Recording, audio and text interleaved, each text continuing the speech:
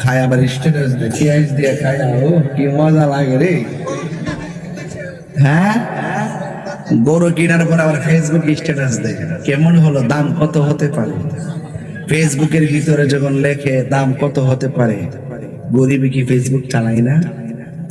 সে যখন দেখে এই বড় লোকের টাকা দিয়ে গরুটা কিনছে, আহারে সে খাবে, আমি কি খাবো না? আমাকে তো আল্লাহ তৌফিক দেয় নাই, আফসোস করে না অনেক সময়। আহারে মুখের বাড়ির গ্রানটা নাকে আইসা পড়ছে, গরিবের নাকে আইসা পড়ছে, আহারে হে খাইয়া ফেলাইছে, আমার খবরটা লইল না। এমন লোক কি সমাজে আছে না?